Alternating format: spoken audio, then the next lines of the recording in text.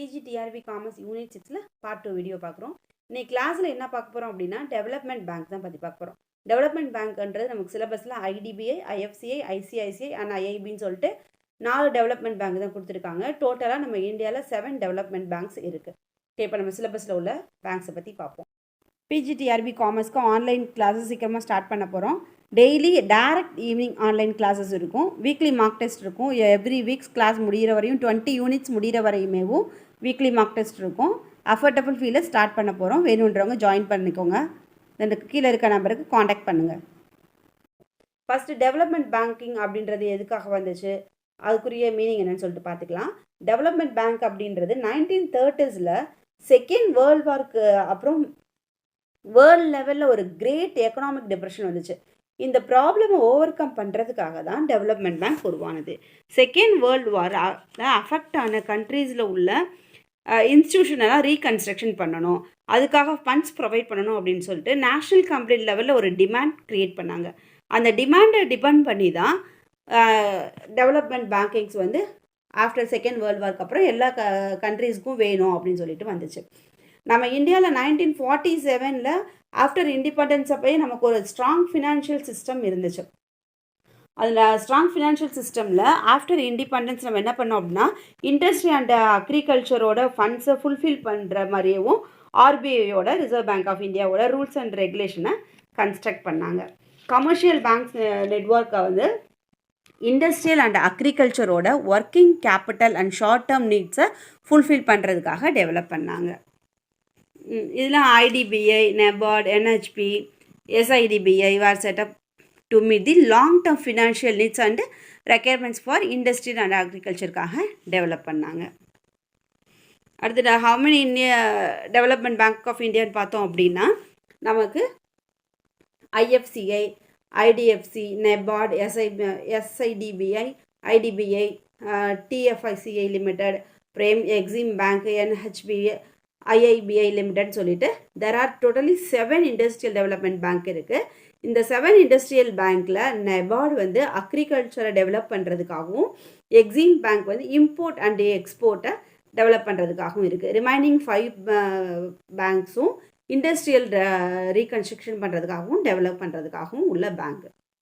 Okay, first industrial development bank of India, IDBI அப்படின்னு சொல்லுவோம். Industrial development bank of India, IDBI and வந்து எல்ஐசியோட ஓனர்ஷிப்பில் இருக்குது.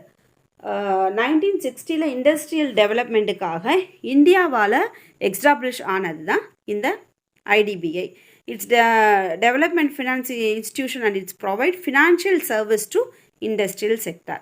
2005 ஐடிபிஐ கமர்ஷியல் டிவிஷனோட மெர்ஜ் ஆகி it's forming the present day banking entity and offer development financial institution கீழே அந்த கேட்டகரிஸில் categorise பண்ணாங்க. எப்போ அப்படின்னா 2005. மார்ச் 2019 எல்ஐசியில் ஏற்பட்ட ஒரு ப்ராப்ளம்னால, அதாவது என்னாச்சு அப்படின்னா அவங்களுக்கு போதுமான கேபிட்டல் இல்லாமல் இருந்துச்சு. என்பிஏ வந்து அதிகமாச்சு, நான் பெர்ஃபார்மன்ஸ் அசெட் வந்து அதிகமாகிட்டு இருந்துச்சு. அந்த டைமிங்கில் government of India asked to LIC to meet the regulation and நார்ம்ஸ்குள்ளே வரணும் அப்படின்னு சொல்லிட்டு சொன்னாங்க. ஐடிபிஐ வந்து பிசிஐக்கு கீழே அப்போ வந்துருச்சு. பிசி அப்படின்றது என்ன அப்படின்னா தமிழில் உடனடி திருத்த செயல்னு சொல்லுவாங்க, ப்ராம்ப்ட் கரெக்டிவ் ஆக்ஷன். எந்த பேங்க்கெல்லாம் ஒரு ஃபினான்ஷியல் ஸ்ட்ரெஸ்ஸில் இருக்கோ, ஒரு பிசிஐ சிஸ்டம்ன்றது ஃபினான்ஷியல் ஸ்ட்ரெஸ் அண்ட் அன்சேஃப் கண்டிஷனில் உள்ள பேங்க்கை கரெக்ட் பண்ணுறதுக்காக வந்த ஒரு சிஸ்டம். அந்த சிஸ்டம்க்கு கீழே ஐடிபிஐ வந்துருச்சு. அந்த ஐடிபிஐ வந்து அந்த ப்ராப்ளம்லாம் ஓவர் கம் பண்ணி 10th March 2021 பிசிஐலேருந்து வெளியில் போயிடுச்சு. அப்புறம் மெனி நேஷ்னல் இன்ஸ்டிடியூஷனுக்கு வந்து ஐடிபிஐ ரூட்டாக இருக்காங்க. எதுக்கெல்லாம் அப்படின்னு பார்த்தோன்னா SIDBI, EXIM bank, national stock exchange of India, SEBI, national security depository லிமிடெடுக்கெல்லாம் ஐடிபிஐ ஒரு ரூட்டாக இருக்காங்க, ஒரு ப்ரோட்டோக்காலாக இருக்காங்க. Next industrial financial corporation of India.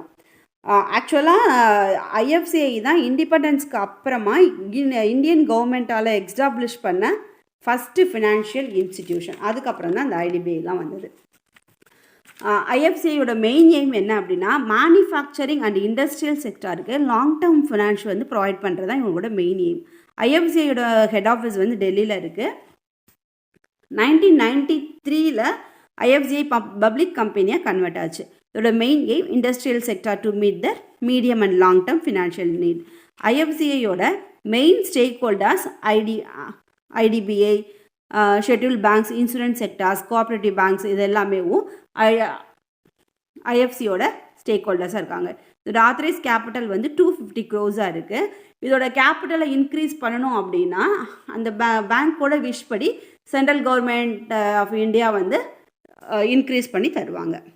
Next ICICI bank, industrial credit and investment corporation of India, ICICI bank சொல்லுவாங்க. 1994ல் banking செக்டாரில் வந்தாலும் 1995ல் தான் எஸ்டாப்ளிஷ் பண்ணாங்க. 1998ல் இன்டர்நெட் பேங்கிங் சிஸ்டமை ஐசிஐசிஐ பேங்க் இன்ட்ரடியூஸ் பண்ணாங்க. 1999ல் நியூயார்க்கில் ஸ்டாக் எக்ஸ்சேஞ்ச் லிஸ்ட்டில் இருந்த ஃபஸ்ட்டு இந்தியன் பேங்கிங் பார்த்தோம் அப்படின்னா ஐசிஐசிஐ தான். இன் 2001ல் ஐசிஐசிஐ பேங்க் வந்து மதுரா விச் எஸ்டாப்ளிஷ்ட் 1943.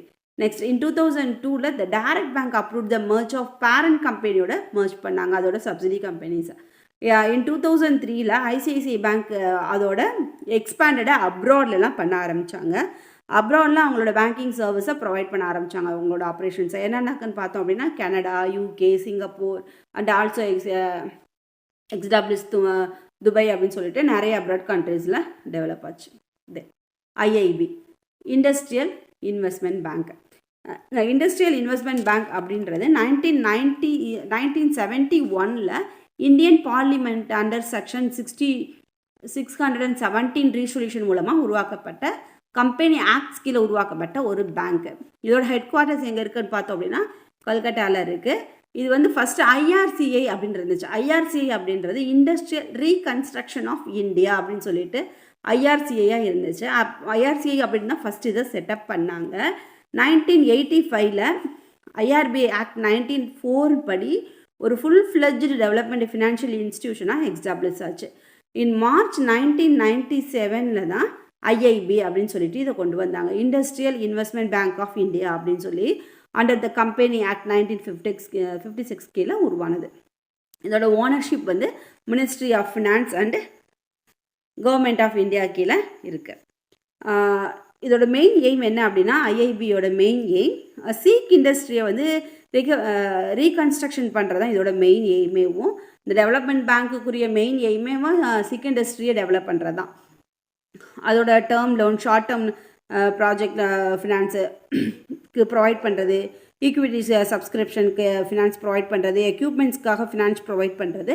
அது மட்டும் இல்லாமல் இதோட இன்னொன்று ஸ்பெஷலாக அந்த ஐஐபி என்ன பண்ணுறாங்க அப்படின்னா கேபிட்டல் மார்க்கெட் அண்ட் மணி மார்க்கெட்டில் உள்ள இன்ஸ்ட்ருமெண்ட்ஸ்க்குமேவும் ஃபினான்ஷியல் ப்ரொவைட் பண்ணுறாங்க.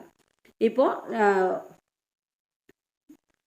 யூனிட் 16ல் உள்ள டெவலப்மெண்ட் பேங்க்ஸ் பற்றி பார்த்துருக்கோம்.